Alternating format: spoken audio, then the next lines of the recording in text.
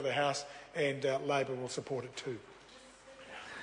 I call the honourable member Dr. Jackie Blue. To speak to the second reading of this Local Electoral Amendment Bill number 2. It does modernise local electoral law and improve transparency of local electoral donations.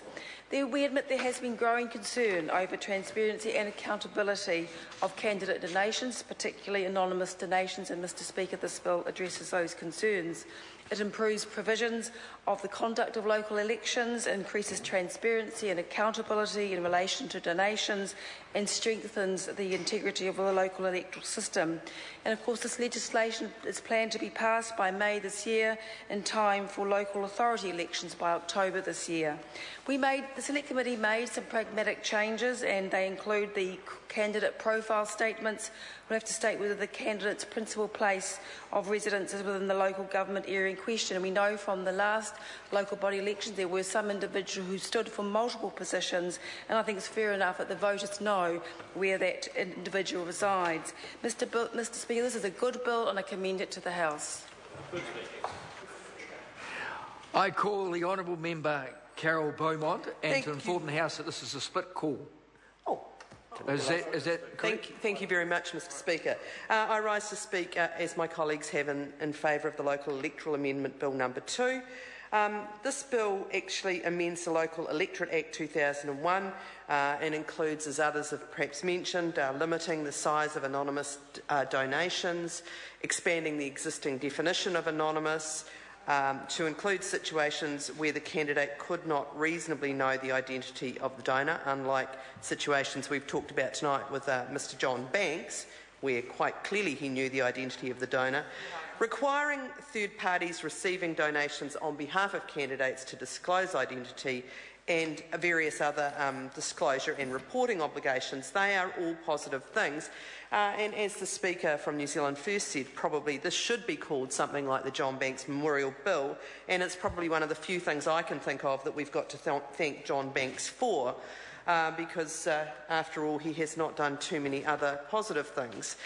This was originally proposed as a Labor member's bill, and David Cunliffe had a bill that tried to basically look at provisions of the Electoral Act coming across and being applying in the local electoral situation. And I think that's really important that we do that.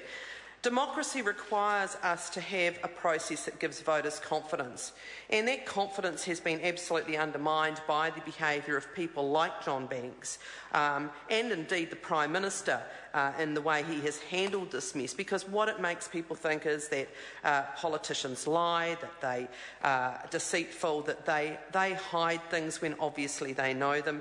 It is a process. Democracy requires us to have a process where there is transparency and limits placed on campaign funding. And the behaviour over 2011 and 2012 around the Sky City donation, the Kim.com donation, all of that was absolutely disgraceful and did undermine the integrity of our democracy and public confidence. It smelt bad and it was bad.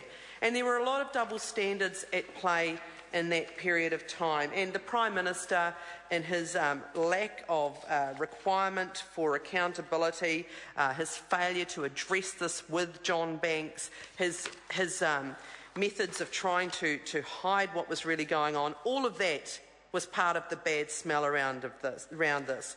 And as others have reminded the House, the police report didn't really clear John Banks. It was pretty clear that there just wasn't. He did it. That's right, indeed. So I think that is something that is important.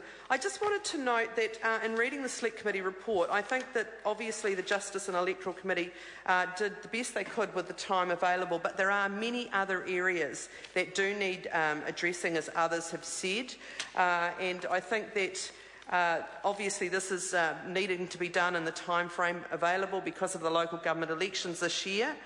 But there are ongoing improvements we need. There was some very helpful contributions around the unpublished roll, for example, which haven't been mentioned but are important. We have to be vigilant to protect our democracy. We need transparency. People need to know there is a level playing field for all candidates, and there is much more work to do. Thank you. I call the honourable member Eugenie Sage. Thank you, Mr Speaker.